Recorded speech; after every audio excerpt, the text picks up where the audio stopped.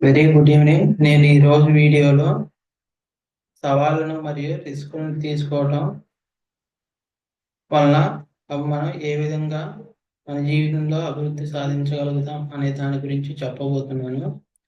నేను Tim Ferris అనే రచయిత మరియు పెట్టుబడిదారు చెప్పిన సిద్ధాంతాన్ని ఫాలో అవుతూ ఈ విషయాలు చెప్పబోతున్నాను.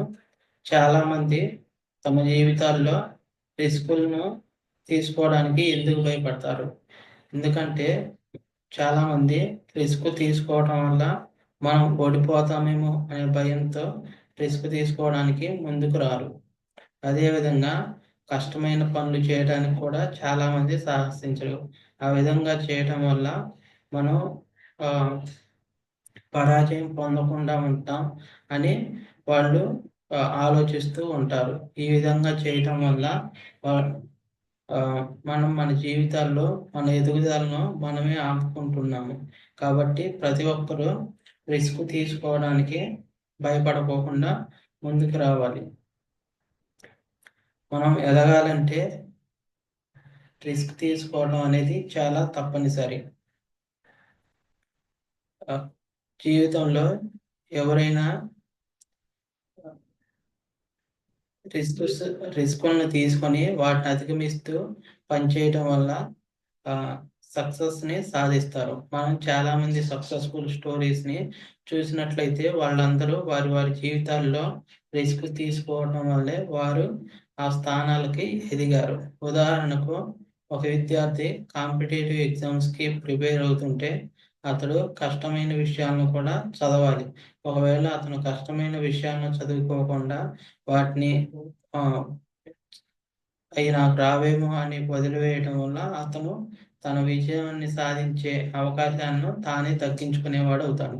కాబట్టి మనం మన జీవితంలో విజయం సాధించాలంటే రిస్క్ తీసుకోవడం అనే దాన్ని కష్టంగా చూడకుండా అది మనం నేర్చుకోవడానికి ఒక గొప్ప అవకాశంగా చూడాలి. ఆ విధంగా మనం రిస్కుల్ని తీసుకోవడం వల్ల మన ఎదుగుదలను సాధించవచ్చు. సెల్ఫ్ డిసిప్లిన్ రిస్క్ని ఓవర్కమ్ చేయాలంటే సెల్ఫ్ డిసిప్లిన్ అనేది చాలా ముఖ్యం. మనం మన జీవితంలో ఒక విషయంలో కష్టమైన పని చేయడానికి రిస్క్ తీసుకున్నాం. అప్పుడు ఆ పని చేయాలంటే మనకి సెల్ఫ్ డిసిప్లిన్ అనేది చాలా అవసరం. మనం మన భావోద్వేగాలను మరియు ఆలోచనలను నియంత్రించుకోగలగాలి.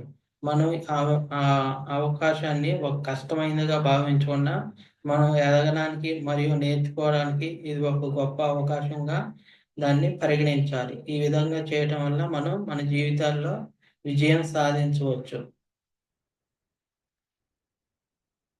ఎవరైనా వ్యక్తులు సక్సెస్ఫుల్ సాధించిన ఎవరైనా వారి జీవితాల్లో డిసిప్లిన్గా ఉండటం ద్వారానే వారు ఆ సక్సెస్ను సాధించగలిగారు. కాబట్టి రిస్క్ తీసుకోవడంతోనే మన వర్క్ పూర్తయినట్లు కాదు.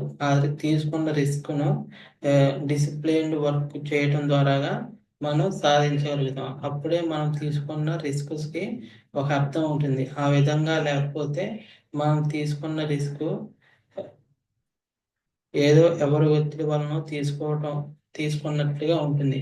కాబట్టి మనకు మనమే రిస్క్ తీసుకొని ఆ రిస్క్ని సాధించడానికి క్రమశిక్షణగా వర్క్ చేయడం అనేది చాలా ఇంపార్టెంట్. కష్టపడకుండా మన జీవితంలో ఏది రాదు. ఒకవేళ వచ్చినా అది ఎన్నటికీ నిలవదు. కాబట్టి మనం ఏది కావాలన్నా మనం కష్టంతో సాధించగలగాలి. కష్టపడినప్పుడే మనం మన అనుకున్న కలలను సాధించవచ్చు. Early action. మనం పగటి కలలతోనే మన జీవితాన్ని గడిపేయకుండా చాలా తొందరగా నిర్ణయాలు తీసుకోవాలి. నాకు ఎప్పుడో టైం వస్తుంది, నేను అప్పుడే చేస్తా అని మనం అనుకోకూడదు. మన ఆలోచనలతో మనమే మన పనిని ఎంత త్వరగా అయితే అంత త్వరగా ప్రారంభించాలి. ఉదాహరణకు మనం ఎంత త్వరగా ప్రారంభిస్తే మనం విజయం చేరుకోవడానికి పట్టే సమయం అంత త్వరగా ఉంటుంది. కాబట్టి కొన్ని విషయాల్లో మనం త్వరగా నిర్ణయం తీసుకోలేకపోతే అప్పటికే జరగవలసిన నష్టం జరిగిపోతుంది. ఆ తర్వాత నిర్ణయాలు తీసుకున్నా కానీ వాటి వల్ల ఎటువంటి ఉపయోగాలు ఉండవు. కాబట్టి మనం తీసుకునే నిర్ణయాలు చాలా త్వరగా తీసుకోవాలి. ఉదాహరణకి త్వరగా నిర్ణయాలు తీసుకోవడం వల్ల భవిష్యత్తులో వచ్చే కష్టాలు ముందే తెలుస్తాయి.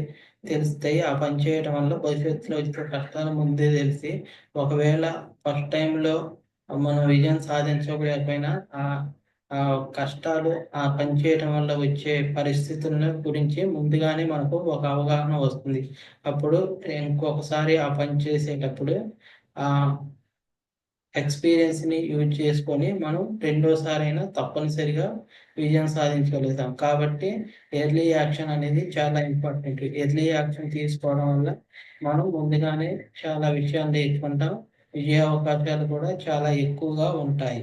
ఉదాహరణకు మనం యుక్త వయసులో ఉన్నప్పుడే పెట్టుబడులు పెట్టడం వంటివి ప్రారంభిస్తే ఆర్థిక క్రమశిక్షణ ఎలా చేసుకోవాలో అర్థమవుతుంది. అదేవిధంగా భవిష్యత్తులో కూడా ఏ విధంగా వ్యవహరించాలో ముందుగానే అవగతమవుతుంది. కాబట్టి ఎర్లీ యాక్షన్ అనేది చాలా ఇంపార్టెంట్.